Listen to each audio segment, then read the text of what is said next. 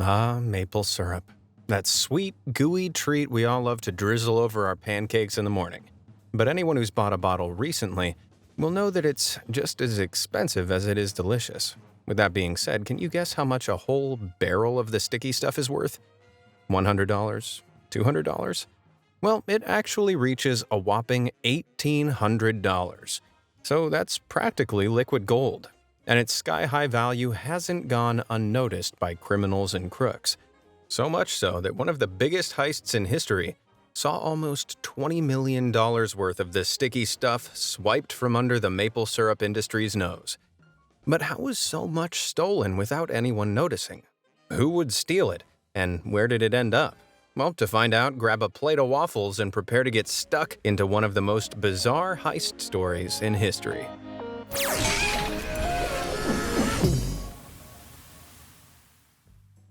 It all began back in July 2012. Astute accountant Michael Gavreau was performing a routine check of the massive maple syrup reserve that's stored in a warehouse in Quebec, Canada. And yes, you did hear that correctly. The International Strategic Reserve houses approximately 8,500 tons of maple syrup at any given time and is essential to controlling the price of the golden goo. However, as Gavreau climbed up one of the towering stacks of syrup barrels, a barrel suddenly teetered and nearly gave way underneath him. Gavreau held on for dear life, but after recovering his balance, he discovered something impossible. The barrel that had almost sent him toppling to his doom was empty, and upon checking more of the containers, he found that they were empty too, or filled with water instead of syrup. In total, nearly 540,000 gallons of the sweet stuff was missing, with a net worth of $18.7 million. However, this dramatic discovery was just the beginning. To understand exactly what happened and how, we need to first of all appreciate the immense importance of maple syrup in Canada, especially in Quebec. Canada is the world's largest producer of maple syrup, making a staggering 14.3 million gallons of it in 2020. That's enough to fill about 22 Olympic swimming pools.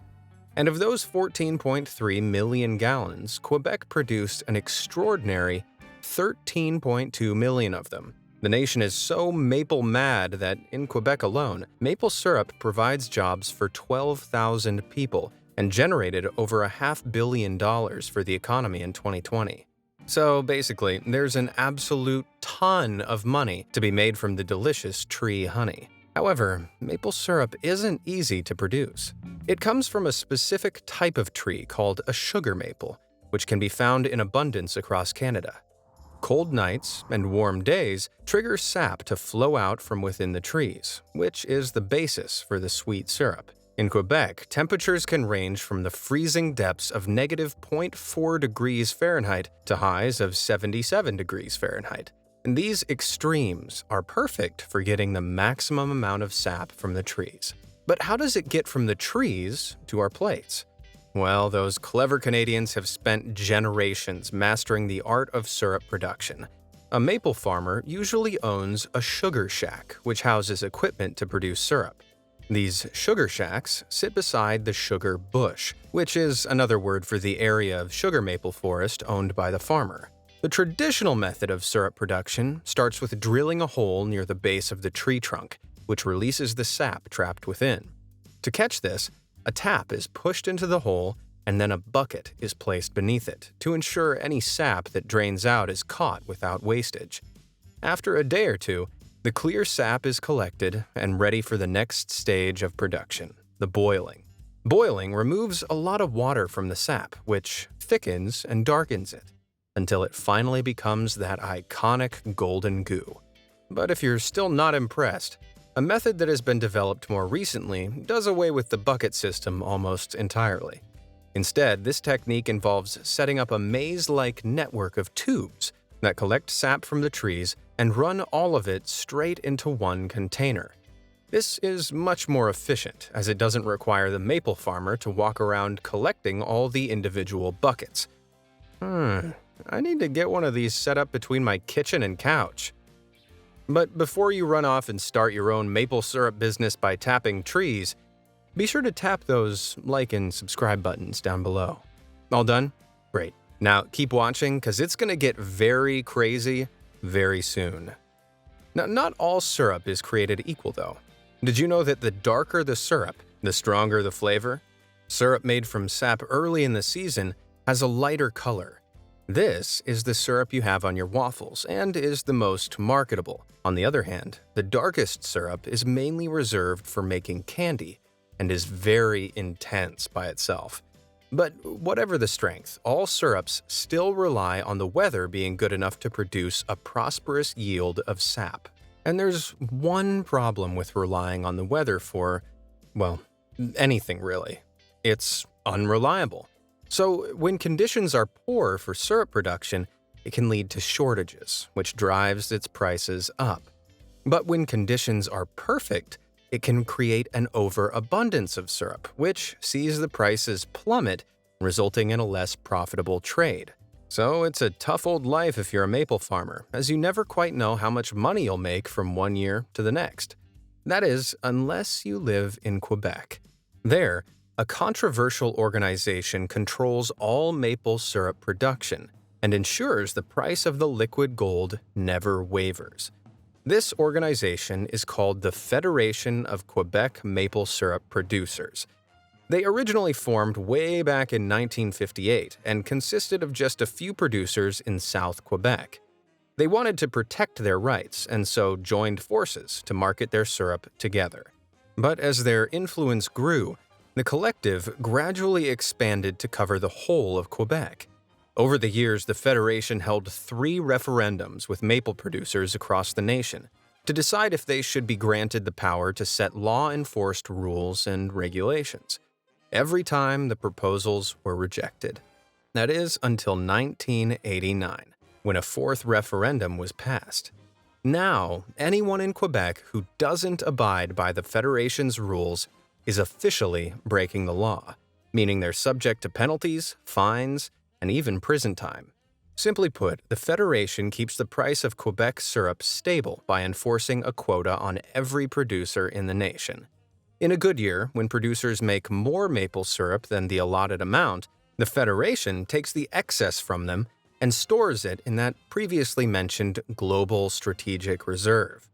In years with worse weather, where less syrup is produced, the deficit is taken from the reserve to make up for the lower yield. With this system in place, there's always the same amount of maple syrup in circulation, so the price is maintained at a steady high. So producers know they'll be financially stable regardless of the weather. On paper, this sounds pretty perfect, right? Well, some Quebecers are far from happy with the Federation and see it as a nefarious group of people extorting syrup producers. As well as bagging any excess syrup from the farmers, the Federation also takes a substantial 12% cut of all sales.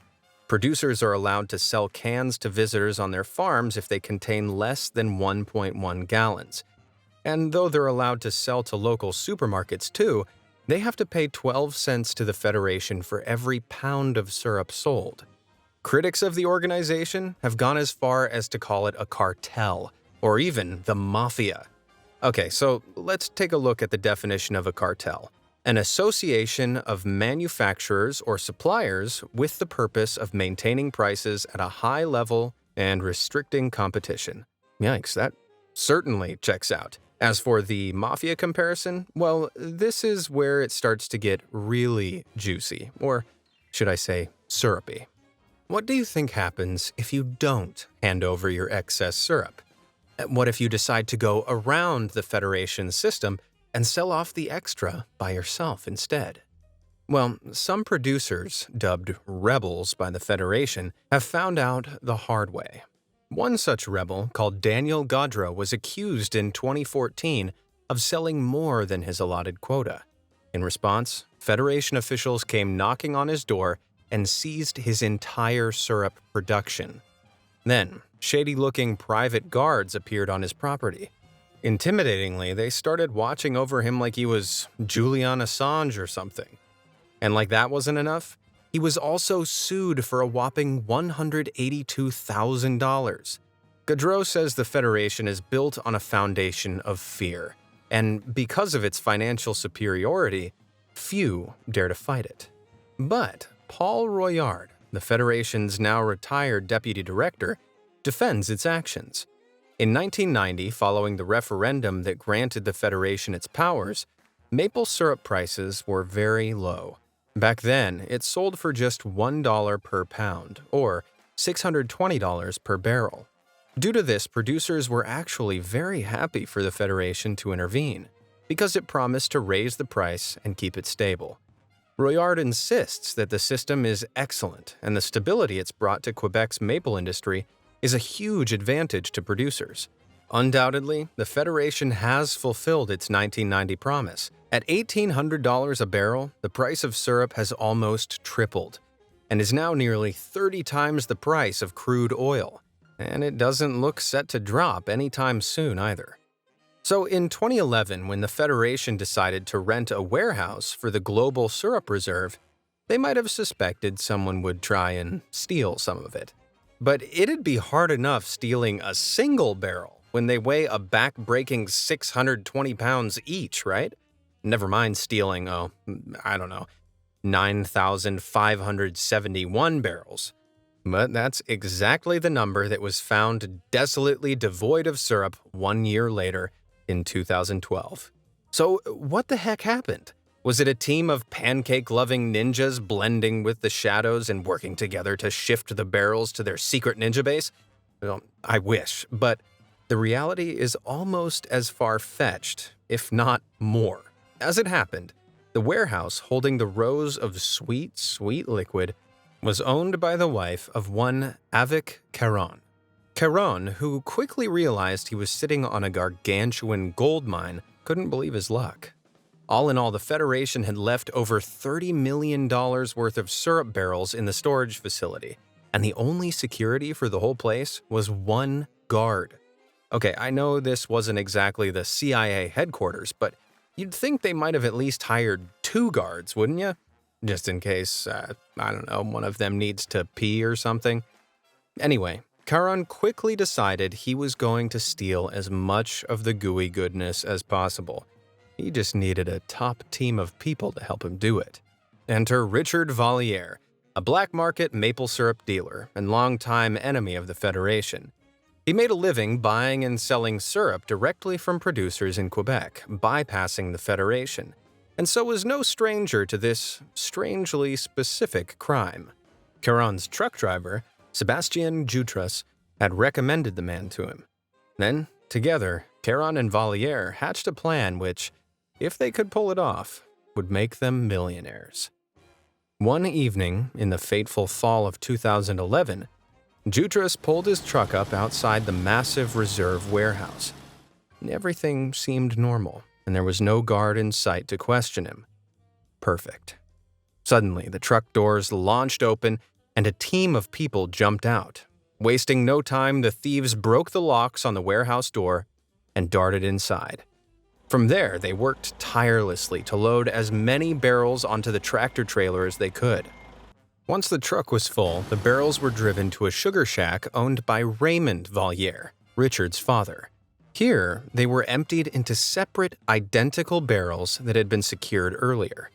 The original barrels were then taken to a nearby creek, where they were filled with stagnant water so they'd weigh roughly what they had before.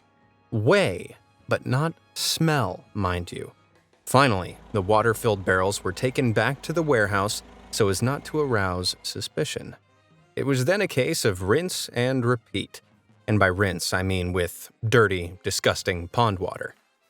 While this cycle was repeated over and over, Richard Valliere bought the stolen syrup from Caron for up to $200,000 per trade.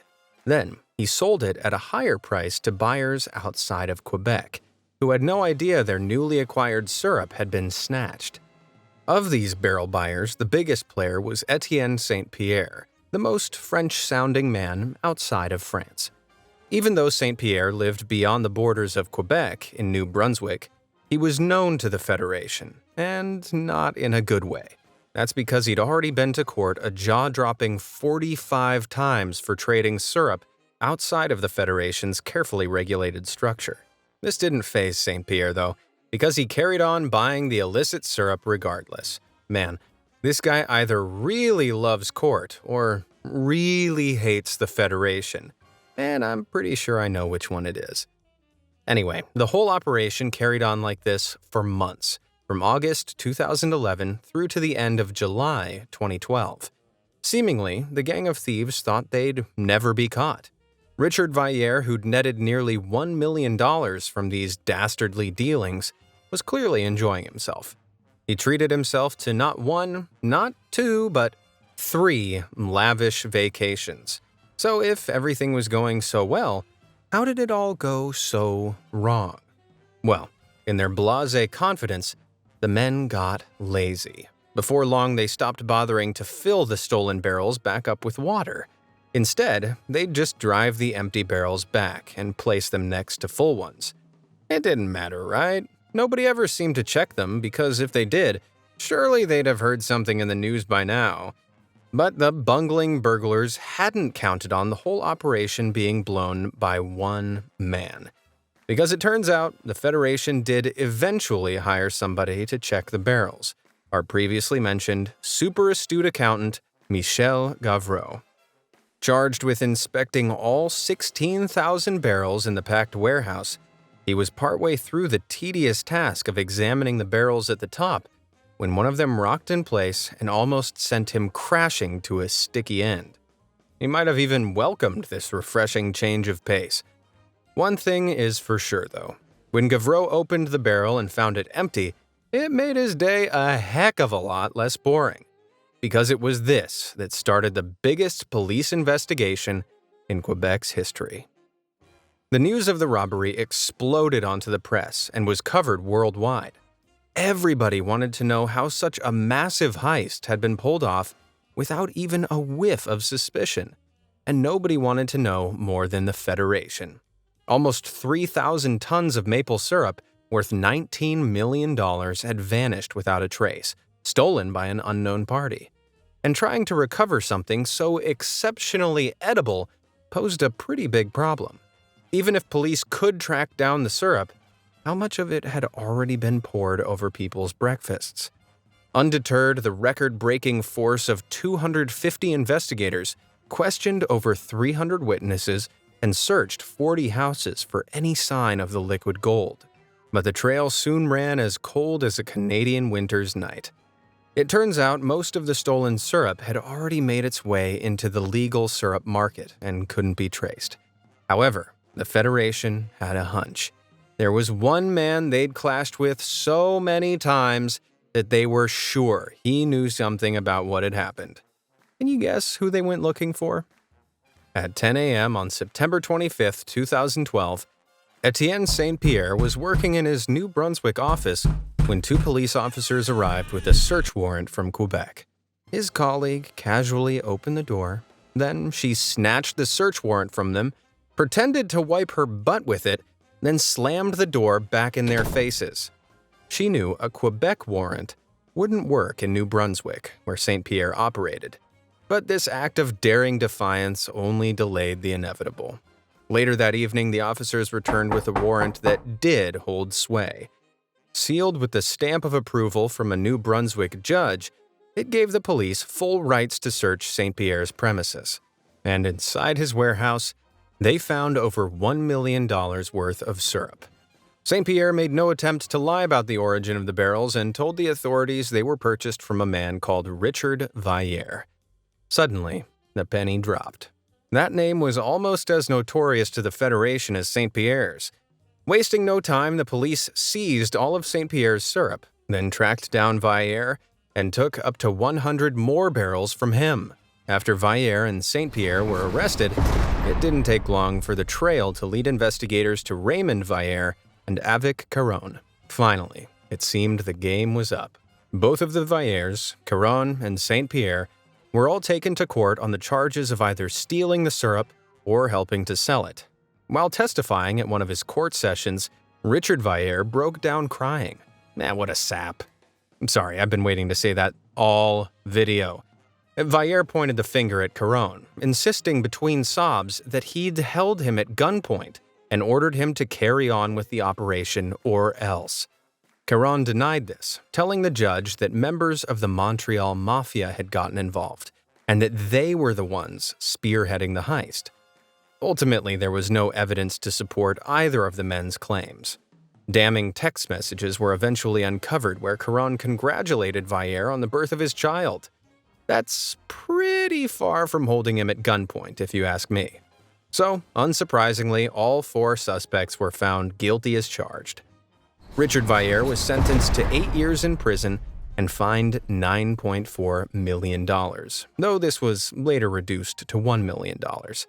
Avic Caron received 5 years in prison and a $1.2 million fine. Both Raymond Vailleur and Etienne St-Pierre were each given 2 years of house arrest minus 1 day. Although St-Pierre still claims he had no idea the syrup was stolen and that the Federation were just looking to scapegoat him. At Raymond's court hearing, he justified his actions by saying stealing from thieves is not stealing. Clearly, the sense of resentment that some people feel towards Quebec's legal cartel is still strong today. But what do you see the great maple syrup heist as? Heroic combatants scoring a hit in the fight to secure a Federation-free Quebec?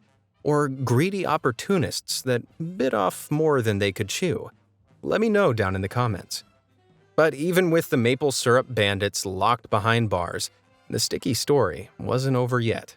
Because one woman had been leading the charge against the Federation for years, before Avic Caron had even thought about stealing maple syrup. And, arguably, she's been even more of a thorn in their side than Etienne St-Pierre. Her name? Angèle Grenier, a self-proclaimed smuggler and illegal dealer renowned for selling contraband syrup to buyers outside Quebec. Between 2002 and 2014, Grenier exported hundreds upon hundreds of barrels of maple syrup outside the borders of the Federation, so she could be paid for all of the excess that she was making. The vigilante syrup slinger avoided the attention of authorities by sneaking around her maple farm under the cover of darkness. Using only the moon for light, she and her father routinely lugged and loaded heavy barrels into her truck without being seen by a soul.